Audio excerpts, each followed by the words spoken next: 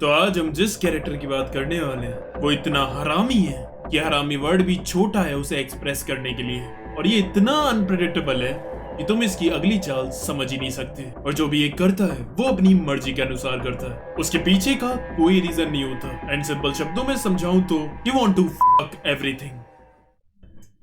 साथे साथे साथे तो आज हम बात करने वाले हैं दियो की। He's one of the greatest villain of all time because it's दियो दा। And also क्योंकि ये दूसरे कैरेक्टर से काफी ज्यादा अलग है। I mean, दूसरे विलन्स पर कुछ गोल होता है, कोई रीजंस होते हैं कुछ भी करने के, लेकिन दियो पे कुछ ऐसा रीजन नहीं है।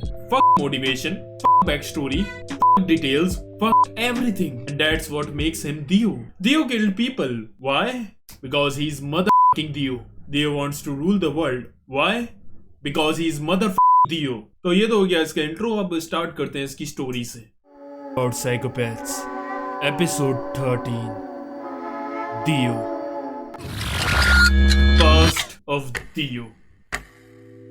तो Dio का जो कैरेक्टर है इतना ईवल और हरामी किस्म का, वो उसकी अपब्रिंगिंग की वजह से ही आया है। Dio 1867-68 के अराउंड लंदन में पैदा हुआ था, जहाँ उसका जन्म एक बहुत ही गरीब परिवार में हुआ था और उसके बाप का नाम था दारियो ब्रांदे, और वो एक नंबर का हरामी और दारूबाज था। दूसरी तरफ जो उसकी माँ थी वो काफी सीधी थी। अब दारियो दारू पीकर अपनी बीवी को भी मारता था और उसे अपने बेटे की भी फ्यूचर की कोई चिंता नहीं थी, आराम से दारू वारू पीकर मजे करता था। तो इस हालातों में दियो बड़ा हुआ था। कुछ दिनों बाद दियो की माँ चल बसती है और उसके कुछ दिनों बाद उसके बाप की भी तबीयत धीमे धीमे खराब होने लग जाती है। और अगर दियो कहीं से पैसों का जुगाड़ करके उनके लिए दवाई लेकर आता था तो वो साला भड़क जाता था। वो कहता था, अबे साले, जब तेरे पे पैसे थे तो दवाई क्यों लेकर आया, दारू क्यों नहीं ले आया। इस हद तक वो ऑब्सेस था दारू से। और यहाँ हमें लग रहा होगा कि यार दियो कितना अच्छा है, अपने बाप के लिए दवाई ववाई भी लेकर आता है। लेकिन ना ना ना, ये अपने बाप से भी बड़ा हरामी है। पता है क्यों? क्योंकि काफी सालों से ये अपने बाप के खाने में जहर मिला रहा था और उसी वजह से आज उसकी ऐसी हालत हो रखी है। अब जब उसका बाप का आखिरी वक्त आ जाता है तो उसे बताता है कि कई सालों पहले मैंने एक नोबल की जान बचाई थी, जॉर्ज जोस्टर, उस पर मेरा एहसान है। ये चिट्ठी ले जाकर तुम उसे दे देना। इन द लास्ट हम देख सकते हैं कि चलो उसने अपने बच्चे के बारे में एक चीज तो सोची। अब दियो अपने बाप के कब्र के सामने खड़ा हुआ था। हमें लगा था कि शायद दियो को थोड़ा दुख हो रहा होगा कि शायद उसने गलत किया अपने बाप को मारकर। आखिर में उसने उसके बारे में ही अच्छा सोचा। शायद वो इतने बुरे नहीं थे। लेकिन इट्स दियो, वो उसकी कब्र पर वहीं थूक कर चला जाता है। और यहाँ से हमें दिख गया था कि ये बंदे पर फीलिंग्स और इमोशंस का तो कोई नामो निशान ही नहीं है। अब दियो जाता है सीधा जॉर्ज जोस्टार के घर वो चिट्ठी लेकर, और वो उसे अडॉप्ट कर लेता है। अब जॉर्ज का एक बेटा भी था, जोनाथन जोस्टार। अब जो दियो है ना, उसका नेचर है डोमिनेशन का। He likes to dominate। अब जब उसे पता चलता है कि जोनाथन कितना कमजोर है तो वो उसे बुली करने लगता है और उसके बाप के सामने अच्छा बिहेव करके वो उसके बाप से उसी को डांट पड़वाता था। एक तरह से जोनाथन की लाइफ को उसने नर्क बना दिया था। यहाँ तक कि वो यही नहीं रुकता, वो उसके कुत्ते को जिंदा भी चला देता है और उसकी जो गर्लफ्रेंड होती है उसे वो जबरदस्ती किस भी करता है। और वो ऐसा इसलिए करता है बिकॉज अब ये सब देखकर जोनाथन का सब्र टूट जाता है और अब वो गुस्से में दियो से लड़ने लग जाता है। एंड देन वो उसे गंदी तरह धो भी देता है। दियो देखकर हैरान था कि इस पर इतनी ताकत कैसे आ गई, और फिर उसे रियलाइज होता है कि इसकी बॉडी में नेचुरल टैलेंट है और वो उसे अभी नहीं हरा पाएगा। और पहली बार किसी ने उसकी इतनी बेइज्जती करी थी। दियो की बहुत जल रही थी, लेकिन वो अपने आपा खोने वाले में से नहीं था। ही इज स्मार्ट, इसलिए वो अपना गुस्सा शांत रखता है 7 साल तक। Phantom blood arc. अब 1888 में दियो 7 साल तक जोनाथन के साथ एक अच्छे भाई की तरह रिलेशन बनाकर रखता है। वो इस वक्त कॉलेज में साथ पढ़ते थे और साथ भी खेलते थे। लेकिन दूसरी तरफ दियो धीमे धीमे अपना दूसरा प्लान भी एग्जीक्यूट कर रहा था। उसने जोनाथन के बाप जॉर्ज को जहर देना पहले से चालू कर दिया था और अब उसकी तबीयत दिन ब दिन खराब होती जा रही थी। लेकिन फिर एक दिन जोनाथन को इसके बारे में पता चल जाता है और वो समझ जाता है कि दियो कभी नहीं बदल सकता। उसके बाद वो जाता है अपने बाप के लिए एंटीडोट लेने और वहां दियो उसे उस मास्क से अटैक करने की सोचता है जो जोस्टार के घर पर था। लेकिन उस पर अटैक करने से पहले वो वहीं एक बंदे पर वो मास्क एक बार चेक करता है। लेकिन दियो की उस वक्त फट जाती है क्योंकि ये मास्क उस आदमी को एक वैम्पायर बना देता। लेकिन जैसे ही सूरज की किरणें उस पर पड़ती हैं वो मर जाता है। और अब दियो को इस मास्क की पावर का पता चल गया था। अब जब वो घर वापस जाता है तो वहाँ उसके बाप और बाकी सबको उसके कारनामों का पता चल गया था। फिर दियो चलाता है गोली जोनाथन को मारने के लिए, लेकिन उसे बचाने के लिए उसका बाप उसके बीच आ जाता है और मारा जाता है। दियो के पास अब कोई चारा नहीं था। वो कहता है जो there is a limit of human ability. मैंने एक चीज सीखी जिंदगी से, जितना ज्यादा तुम प्लान करते हो ना, उतनी ही चीजें प्लान के अकॉर्डिंग नहीं जाती हैं। और फिर वो उसके खून को यूज करके वो मास्क अपने चेहरे पर ही लगा लेता है और वैम्पायर बन जाता है। और फिर तो उसकी ताकत का कोई सीमा ही नहीं थी। अब जोनाथन के पास कोई रास्ता नहीं बचता। वो अपने कैसल को आग लगा देता है और दियो को वहां जलाकर खत्म कर देता है। उन सबको लग रहा था कि दियो अब गया। ना ब्रो, इट्स दियो, साला अभी भी जिंदा है। अभी हम जिंदा हैं। उसके बाद दियो वांगचान को वैम्पायर बनाकर अपना चेला बना लेता है और अब उसका साफ मकसद था दुनिया पर राज करने का। इसलिए अब वो एक विलेज पर कब्जा करता है और उधर सबको वैम्पायर बनाकर उन सबको अपनी आर्मी में शामिल कर लेता है। और वो वहां रहकर दूसरे इंसानों का खून पी पी कर और ज्यादा ताकतवर होता जा रहा था। और इसी वक्त के दौरान हमें दियो की एक और डार्क साइड दिखाई जाती है। जब दियो वहाँ एक औरत को पकड़ता है जिसका एक बच्चा भी था, तब वो औरत उससे भीख मांगती है कि उसके बच्चे को जिंदा छोड़ दो। दियो कहता है ठीक है, और वो उसकी माँ को वैम्पायर बना देता है, जिसके बाद उसकी माँ अपने बच्चे को खुद खाती है। और ये देखकर दियो को बहुत मजा आता है। इधर हमें इसका सैडिज्म दिखाई देता है कि दूसरों को दर्द पहुंचाने में और उन्हें देखने में इसे कितना मजा आता है, वो भी इतना आगे लेवल जाकर। वैसे देखा जाए तो दियो में एक अच्छी बात थी कि वो डिस्क्रिमिनेट नहीं करता था। चाहे लड़की हो, लड़का हो, बच्चा हो, बूढ़ा हो, वो सबको मारता था। सब उसके लिए इक्वल थे, कोई रेसिज्म नहीं। अब जब जोनाथन को पता चलता है कि दियो अभी भी जिंदा है, तो वेरेन ज़ेपेली के साथ हेमोन की ट्रेनिंग करता है और ताकतवर बनता है। उसके बाद वो जाकर दियो का सामना करता है, लेकिन वो उस पर बहुत भारी पड़ रहा था। द डायर अपनी कुर्बानी देकर दियो को काफी अच्छी तरह इंजर्ड कर देता है। इसका फायदा उठाते हुए जो ब्लेड से उसको बीच में से चीर देता है। बट इट्स दियो, वो अभी भी नहीं मर रहा था। जिसके बाद जोनाथन अपने फायर पंच से उस पर अटैक करता है और उसकी छाती में छेद कर देता है। और ये पंच बिल्कुल सनलाइट की तरह काम कर रहा था और दियो की बॉडी पूरी भस्म होना चालू हो जाती है। लेकिन उससे पहले ही वो अपनी गर्दन उधर से अलग करके बच जाता है और बाद में वैंगचैन आकर उसे उठा लेता है। अब कुछ हफ्तों बाद जोनाथन की शादी हो जाती है एरिका से और वो हनीमून के लिए ट्रिप पर जाता है। अब जिस शिप पर वो जा रहा था वहीं दियो भी आ जाता है। इट्स दियो, उसे भी बनानी सुहागरात। और फिर वो वहां जाकर सबको ज़ॉम्बी बना देता है और जोनाथन की सुहागरात खराब कर देता है। आई मीन जो इसने ये किया ना, this is too evil. I mean किसी की सुहागरात खराब करना फुल ह्यूमैनिटी को डिस्ट्रॉय करने से भी ज्यादा इवल है।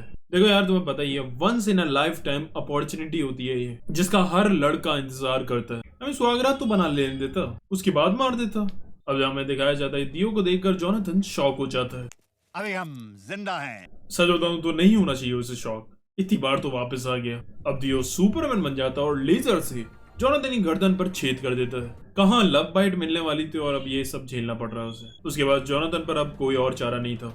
वो अपनी वाइफ को एक कॉफिन में उस शिप से बाहर निकालता है और उस पूरी शिप को डिस्ट्रॉय कर देता है और दियो को भी अपने साथ पकड़ कर रखता है। जिसके बाद वो पूरी शिप के साथ वो दोनों भी डूब कर मर जाते हैं।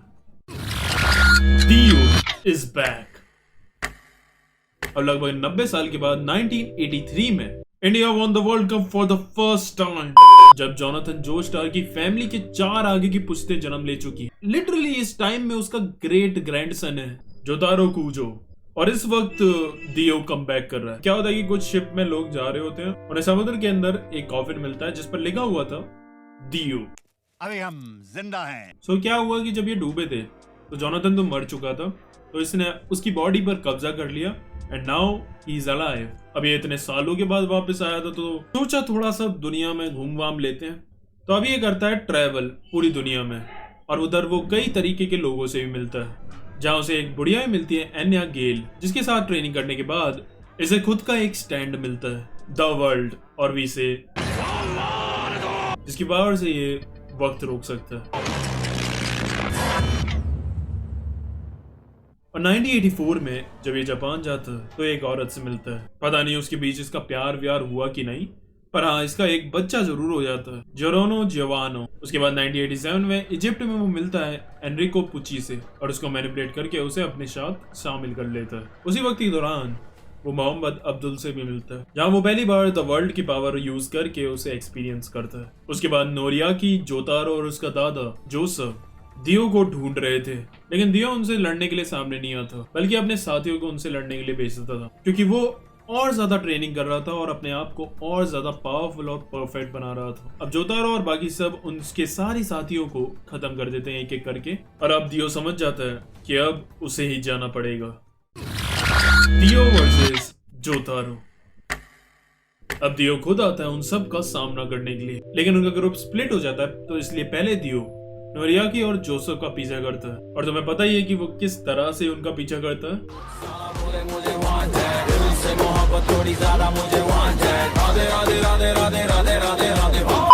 अब आगे नोरियाकी उसके लिए ट्रैप बनाता है फंसाने के लिए, लेकिन उसे पता नहीं था कि दियो टाइम रोक सकता है। और बाद में दियो द वर्ल्ड की पावर का यूज करके वहां से निकल जाता है और नोरियाकी को ऐसा घुसड़ मारता है कि वो खत्म हो जाता है, लेकिन मरने से पहले अपनी बची कुची पावर से वो सामने क्लॉक टावर को उड़ा देता है, ताकि जोतारो समझ जाए कि वो ये बताना चाह रहा है कि दियो का जो स्टैंड है उसकी पावर ये है कि वो टाइम को स्टॉप कर सकता है। भाई नोरियाकी, मैं एक बात कहना चाहूंगा कि अभी ये टाइम पहेली सुलझाने का नहीं है। जोतारो ये तेरी पहेली सॉल्व कैसे करेगा?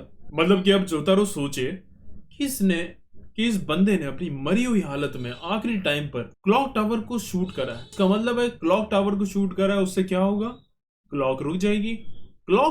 इसका मतलब है कि टाइम रुक जाएगा। इसका मतलब कि दियो की स्टैंड की पावर है कि वो टाइम रोक सकता है। इतना टाइम ये फिगर आउट करने में लगा था, इतने में तो दियो आकर उड़ाया था इसे 4 बार। लेकिन फिर कोई नहीं, जोसेफ आकर उसे पता देता है दियो की पावर के बारे में। और अब होता है जोतारो वर्सेस दियो की फाइट, और वो भाई बुरी तरह उसे धुनना चालू कर देता है। और दियो की भी इस पावर की कोई लिमिट नहीं है, उसने इतनी अच्छी तरह से परफेक्ट करा है। भाई वहां फाइट के बीच पूरा फ्लेक्स कर रहा है। लड़ाई वड़ाई होती रहेगी, पहले फ्लेक्स तो कर लें। दैट्स व्हाई ही इज दियो। डोमिनेशन फील होना चाहिए, दिखना चाहिए। अब दियो आराम से जोतारो को धोता है, बार बार टाइम रोक के। बट हमारा जो जोतारो था वो भी हरामी था। उसने अभी तक अपनी ट्रिक बचा कर रखी हुई थी कि उसका स्टैंड जो है स्टार प्लेटिनम, वो द वर्ल्ड के टाइम पर भी हिल सकता है और अटैक कर सकता है। और बस जोतारो सही वक्त ढूंढता है, जब बिल्कुल दियो को लगता है कि वो जीत गया, तभी एक खींच के घुसड़ मारकर उसका भेजा खोल देता है,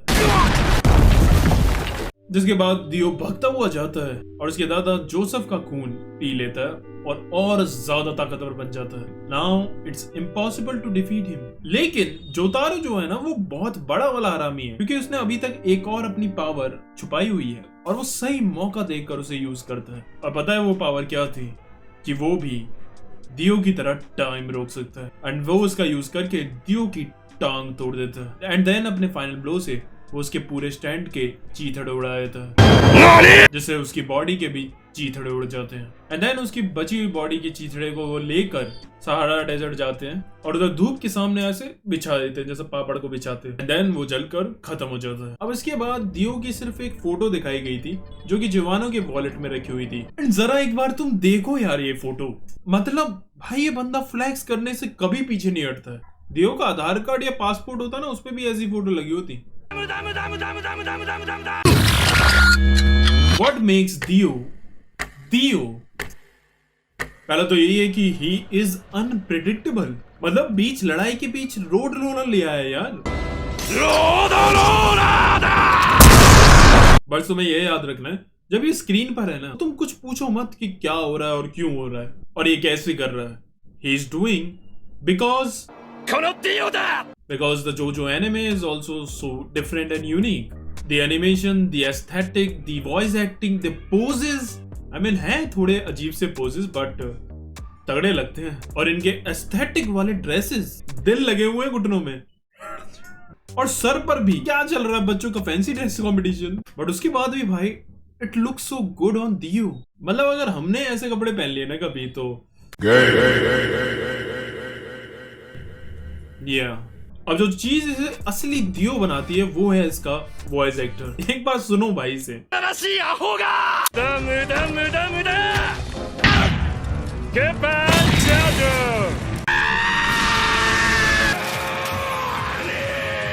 अब मैं तुम्हें थोड़ा सा शायरी करके सिंपल में समझाता हूँ कि दियो ओवरऑल है क्या। दियो एक ऐसा बंदा है that he want to fuck the fuck। और बस अब मैं ज्यादा कुछ और बोलना नहीं चाहता हूँ, थोड़ी चीजें तुम्हारे लिए छोड़ देता हूँ दियो के बारे में कमेंट में लिखने के लिए।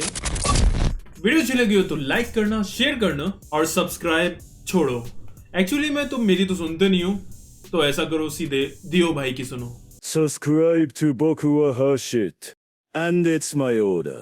सुन लिया ना ऑर्डर, अब कर दो। एंड अपने थॉट्स भी बताना दियो को लेकर, और अगला किस कैरेक्टर को पकड़ना है वो भी बताना। आज के लिए बस करते हैं। आरिगातो।